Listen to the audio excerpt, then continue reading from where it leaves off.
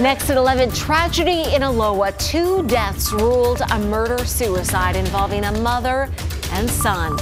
The government shutdown reaches historic lengths, and now air traffic controllers worry it may begin to threaten safety. Then, well, I stopped because, I saw a kid crying, and that's just my personality. A stranger helps save crying, abandoned kids at a Portland Max platform. How her own experiences helped her recognize what was going on.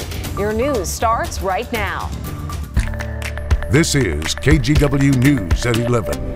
Caught on camera tonight, a man robs a neighborhood market armed with a gun in Northeast Portland, and now they are hoping that surveillance video will help make an arrest.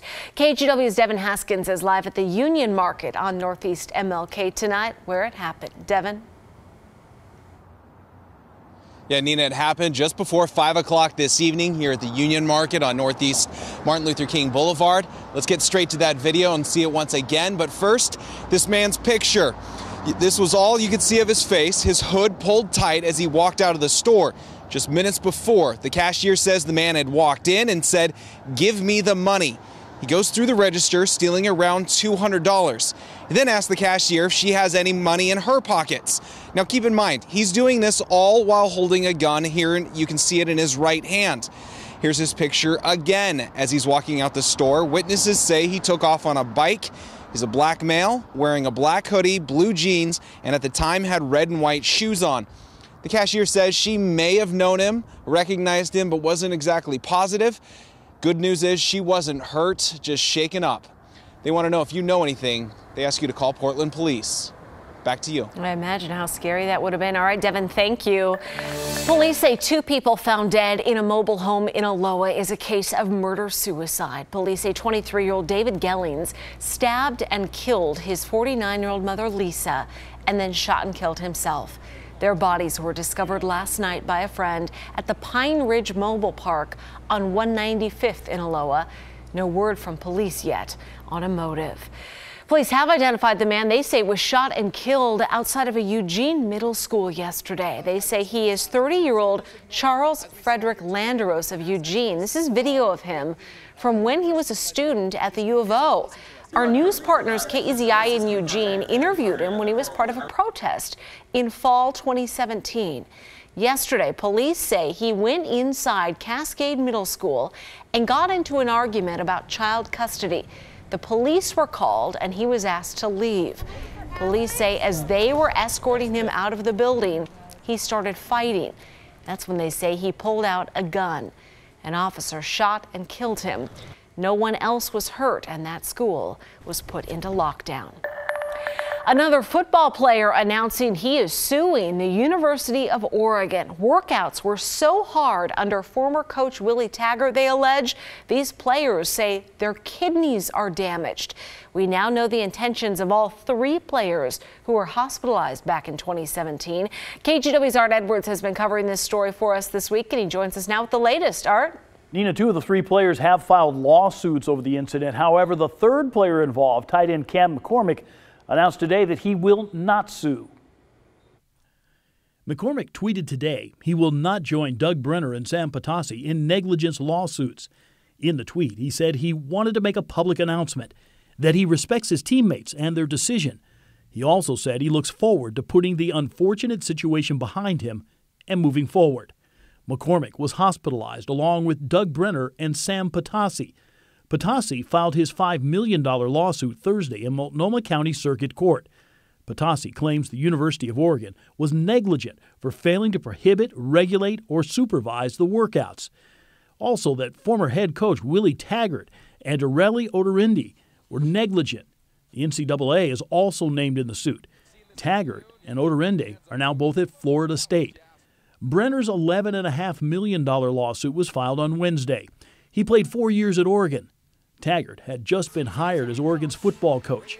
At his introductory press conference, he talked about a change coming to the Oregon football program. Military-style off-season workouts followed.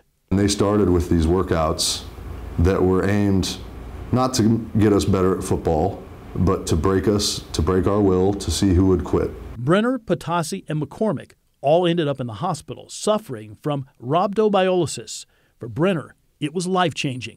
It was scary, and there was a lot of pressure because they were new coaches and we really wanted to impress them. The U of O said in a statement that the well-being and safety of our students are our top priorities at the University of Oregon. We've been advised of the litigation filed. We will respond appropriately in the court proceedings. Nina? Much to come on this one, Art. Thank you. Now to the government shutdown, which has become officially the longest in U.S. history. It has gone on for 3 full weeks now. Hundreds of thousands of federal workers are sitting at home or working without pay. Air traffic controllers are now suing the Trump administration over the shutdown. They're among those who still have to show up for work. They watch over 2 million people in the air each day. But we just need the government shutdown to end before the distractions of going months, if not years, without a paycheck begin to decay the level of safety that we've become accustomed to.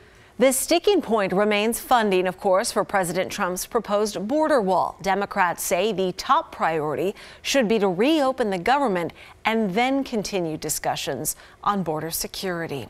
New tonight, a Portland woman is desperately hoping to get her stolen car back, but it was what was in it when it was stolen that she truly cares about. It's her pet cat. Emma Harris says that theft happened yesterday while her car was parked in the Target parking lot at Mall 205. Her cat Priscilla happened to be in the car at the time. My vehicle was gone and my cat was in my vehicle because my home was being worked on, so I had to have her with me for the day. She's very loving. She'll be cuddled up to anyone, even if they're a thief, you know, so hopefully she's okay. Or if they don't want her, please don't throw her out. Please just take her to a shelter and report her as a stray and no questions asked. Oh, you hear that panic in her voice. Emma is offering a $500 reward to help find Priscilla. It's a Subaru Legacy. You saw that San Diego Volvo license plate cover. She has a Planet Fitness sticker in the bottom right part of the back windshield. If you know anything, please call police. Coming up, rescue on the coast. Surfers trapped by dangerous waters. And there's a warning for anyone planning on visiting tomorrow, even if you only want to walk on the beach. Also, a powerful and deadly snowstorm slams the Midwest, and now it's taking aim for the East Coast. And we saw a very pleasant start to the weekend with highs in the low to the mid-50s in many locations near the metro area. But walk out the door this evening, a bit of a chill in the air with temperatures in the low 30s near Hillsborough and Beaverton. Coming up in my detailed forecast, I'll let you know what you can expect to see heading into Sunday and just how long the sunshine is going to be sticking around.